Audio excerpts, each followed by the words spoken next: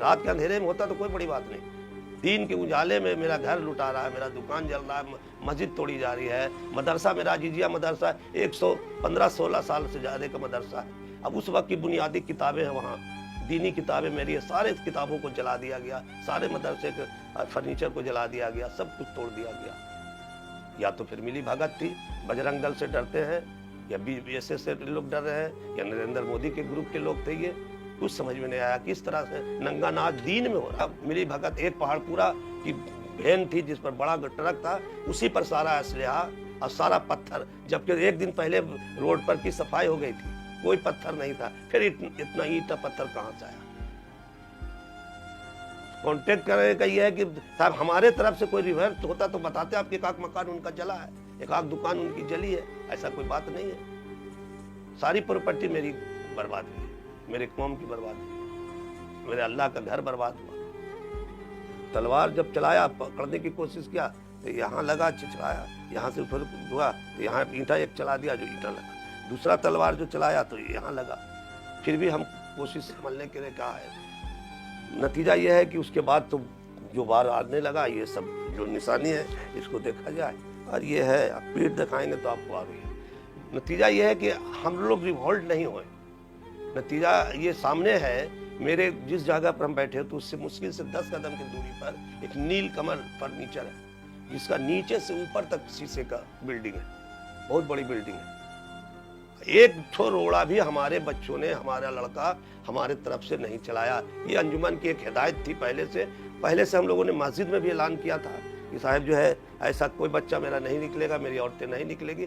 हम लोगों की बात, हमारे इमाम की बात, तमाम हमारे बच्चे औरतें बहुत अच्छे ढंग से उसको निभाया। उसके बगल में रामा फर्नीचर है, जिसको आज तक जो है देख लीजिएगा, अभी जाकर देखिएगा, उसका एक तो कांच का दीवार नहीं तोड़ा।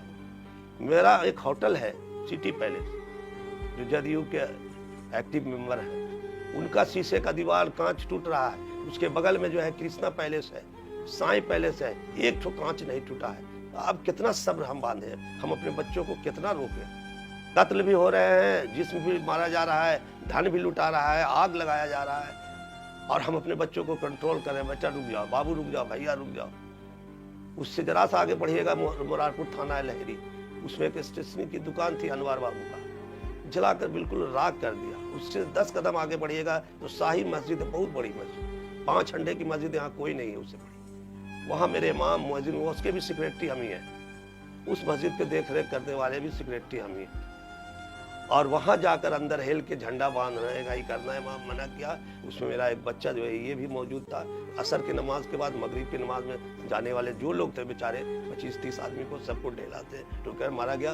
ऊपर का पंखा, सीलिंग का पंखा, डंडा, मेरा मीनार का कुछ सब चीज़ तोड़ा गया। हम तो घायल हो गए थे, इसलिए हम अपनी सिक्योरिटी होने के नाते हम मस्जिद गए भी नहीं।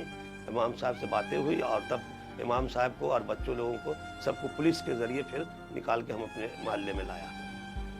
ये हरकत इतना देर तक नंगा नाच होते रहा। कहाँ SP महोदय थे, कहाँ DSP थे, कहाँ SDO थे। इस वक्त तो कोई जो भी मामला बिगड़ा वो रात को बिगड़ा, दिन में तो सिर्फ रोड पर नंगा नाच हो रहा था।